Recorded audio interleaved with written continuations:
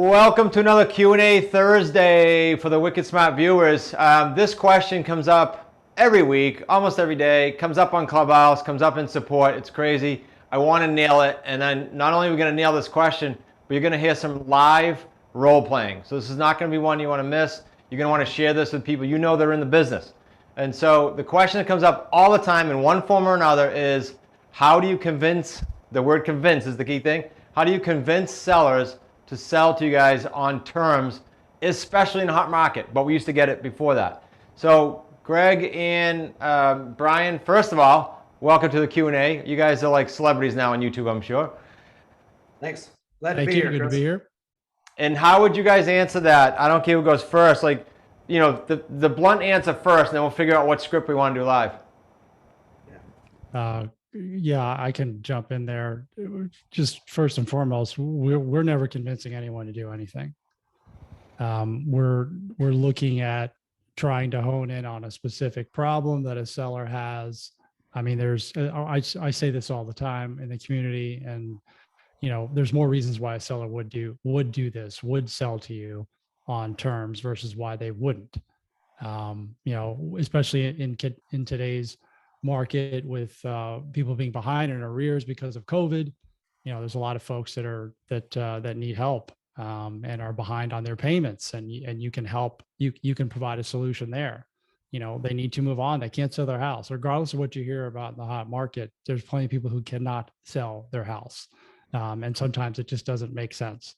So, I mean, first and foremost, we are not convincing anyone. We're looking for people that have real problems that no market is ever going to be able to solve. You can. Solving problems. Greg, anything to add to that? Yeah, I agree 100% on everything he said. You know, one thing I listened when we were at Clubhouse Live here just last weekend or previous weekend. So one of the things I heard from a really cool investor, and it's so true, is that our biggest tool, our biggest weapon is our ears, our listening, how we listen. And our goal in our script and our process, and you'll hear that here very shortly, but is to listen to them and realize that, hey, they're looking for a solution. They're looking for something to help them get the most out of their home. And really the best seller is someone who's looking to get the most and willing to wait, basically waiting for their money. And you know, but we're looking for that solution, and that's so key. Yeah, a few things came to mind when you guys were saying that, in no particular order. One is yesterday, I did a call, and you guys may have heard it. It's on the script channel. And just for context for the viewers, we all hang out in Slack. There's over 100 of us in there in the Wicked Smart community who are associates. And in there are a number of different channels, lessons learned, scripts. Well, so even when I do a call, or when these guys do a call, we might post it in the script channel for the entire community. And yesterday I did a call to a gentleman who has a house for $5.2 million, and he can't sell it. And he doesn't need the money today, you know, so he's in a good spot. But the point of that is, in order for you to listen, like Greg just said, all I did is ask him questions. And ask questions. You can't listen until you ask a question, right? So you got to ask questions. Most of the calls I critique, and I'll tell you what that means in a minute, and I want you guys to comment on the call critiques. Most of the calls I critique, I write in capital letters, ask more questions. You're not giving a seminar, you're asking questions. And so yesterday I was 2 days ago, critiquing a call for one of our associates in Tennessee. And about 2 minutes in, she said, let me tell you how I buy, and gave a seminar. And I said, you don't even know why they're selling, how fast they have to be, when, by what's the reason? Nothing. Ask questions. So Greg, you commented last, so I'll go to you first. How important were, and still are, the call critiques that we do? And so they know what that means. The associates will send us a live call and we'll critique it, and they'll make some adjustments, and they'll do another call, and so on and so forth. How important was that to you, as well as the live seller calls? I want you guys to kind of comment on those two tools to get good. Yeah, call critiques and live seller calls are huge. Yes, I receive with the associates that I coach, you know, I request basically two a week from them. And I'm telling you, the ones that actually send the calls to be critiqued are the ones that are doing deals, the ones that are improving and moving their needles. They're moving the needle every day. But what I'm saying is, you're right. The majority of them, it's sticking to the script, asking the questions is something that we're always talking to them about, and just listening. And the one that is actually controlling the conversation is the one that's asking the questions. and listening to 100%. what they have to say. And the ones that are given a seminar is the one that's getting drilled by the seller in so many ways, and they're not understanding what is the true solution of the seller. And that is so key. So yes, call critiques, and then we advise them definitely to keep listening to all those live calls. We have a script channel in Slack, and it's wonderful. And so many of them actually do go on there and listen to a call before they go and make their own calls.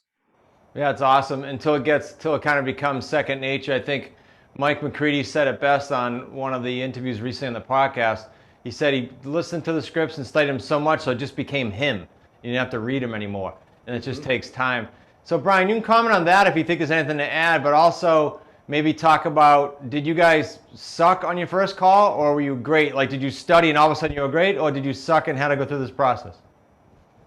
No question. I sucked on my first several calls, and that's okay. You need to embrace that. Yeah, I was actually listening to a call from my seller specialist the other day. His first call, he sent it into me to critique, and I just heard so many similarities of when I first started. And a lot of it is that you're just not familiar with the scripts. You don't know what to say, and that just all comes with reps and doing it over and over again. For me, as Greg said, the live seller calls, I had those downloaded to my phone. I listened to them all the time. It became obnoxious after a while, but I knew what everyone was going to say next. You, Zach, the seller, I just knew what was coming next. And then ultimately you don't need the script, because like Mike McCready said, it just becomes a conversation at that point. But I think one thing I wanted to add about listening is it's difficult to do that.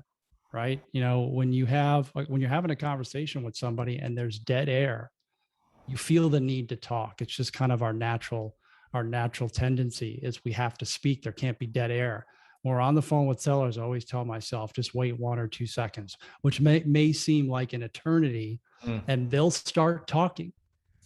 1 or 2, like 1 Mississippi, 2 Mississippi, and they'll start talking, and they could eventually reveal the problem that you can solve. Because that's what I do when I make phone calls, is I'm listening for 2, 3, 4, 5 things that I know that I can solve better than anyone else. And as soon as they start talking about it, I go right to it. But you got to listen and you got to ask. It's awesome. And so before we jump into a live call, let me just say for the viewers, if you don't do this, what we're talking about right here, there is literally no reason for you to be on the phone. I hate to be that blunt, but the fact is you will have a shitty experience if you don't work at it. It's like anything else. You weren't great at whatever it is you're doing now. It took you a lifetime, however old you are right now, to get to where you are. Well, for goodness sakes, give it a little bit of time, as in months, to get good at this. Why? Because the 3 paydays are worth $50,000 to $250,000 on one house. So it'd be better for you to be, like Brian said, know how to pick up that one little nugget or two. All right. Yeah.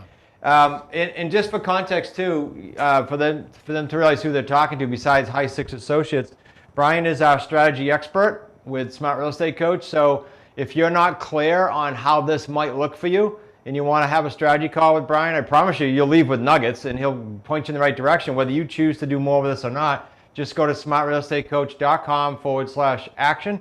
And Greg is not just a High Six, but also he and his wife Cami are certified coaches. And so you have the opportunity to at least request them if there's someone that you'd like to learn from and coach with. So that, just for context. Guys, let's do this with our remaining time. Let's spend a few minutes. Let's pick a scenario.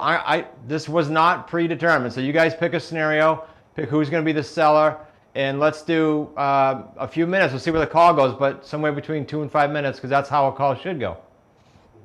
Yeah, definitely. I've got a good scenario. I can be the seller, Greg, on my own personal residence that I had the darndest time with back in 2015. If you want to have at me. Sounds good. So is this FSBO or expired? I was on the market, but I could have been an expired. I was definitely, but I was having difficulty selling and had no idea what terms were. And I think this is a great scenario because there's a lot of pain points that would have driven me to terms. So we're going to be talking to the old Brian here. He's going to try to put his pre-Smart Real Estate Coach hat on here, Greg. It's on. Love it. Love it. Let's do it. Right on. Expired. Yeah. Okay, great. All right, ring, ring. Hello. Hello, my name is Greg Goucher. I was calling because I'm interested in buying a home there at 123 Main Street. Do I have the correct number? You sure do. Yes. Okay, great. I appreciate that. I just want to ask a few questions. Is now a good time to talk? Yeah, definitely. I've got a few minutes, Greg. Okay, terrific. I'm sorry, I didn't catch your name. It's Brian. Brian. Brian. Amanda. Okay, great, Brian. I appreciate that. So yeah, you have a great property. Any reason why you want to sell this property? Yeah, thanks for saying that. Been here for a while, close to 10 years now. My wife and I and my son, we're a growing family and we bought another house. It's new construction. So we've got another house that we're moving to just a few miles away. Oh, wow, great. So that's exciting. Building a new home and are you upsizing too? Yeah, we're upsizing considerably. So probably over upsizing, but that's okay. It's our forever home. Yeah, that's all right. That's not a problem. That's very exciting. I'm happy for you. So, Brian, I've seen you've been on the market for a bit now. Have you had some feedback on the property? Yeah, we've had some people come through.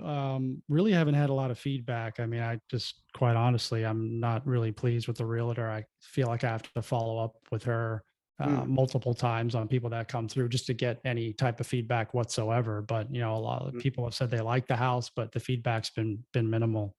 Okay, got it. So yeah, I understand. It definitely can be a challenge at times trying to get your home sold. So, all right, you're currently living in the home. You haven't moved into your new home yet, correct?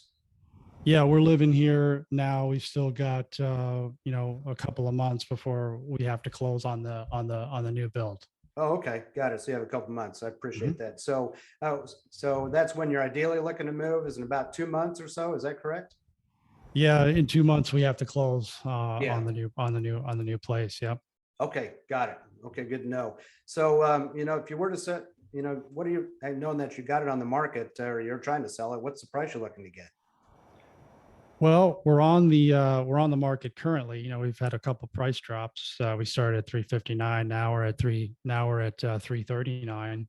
At this point, Greg, I just want to sell the house. I'm going to be having two mortgage payments that I'm going to have to carry if I don't sell the house. So, I mean, that's Ah, my main fear, but also, I'd like to pull as much money out of the house as possible for whatever reason, just the realtor's not getting it done.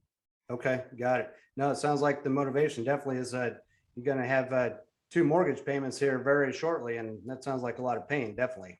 So, I okay. certainly could do it, but I don't want to. I completely understand, definitely. So if I were to get you the 339, would I be paying a mortgage? Yeah, I still have a Obviously, mortgage. right? Okay, you told me that. I apologize. Right. You did mention that you got a couple mortgages. So, I have a couple options how I like to buy it. Roughly, how much do you owe on that mortgage? I'm about around 290 at the moment. 290. Okay, Mhm. got it. And roughly, how much is your monthly payment? It's about 2,000 per month, 2,000. all Okay. in. All right. All right. Good to know. Definitely. So, well, Brian, I appreciate you answering my questions. If I could, help buy this home and get you the price you're looking for, that way you can go move on and enjoy your new wonderful home. And I took over all responsibilities. Would you consider selling on a lease purchase? What is that? Sure. Great question. So quite simple. We agree on price.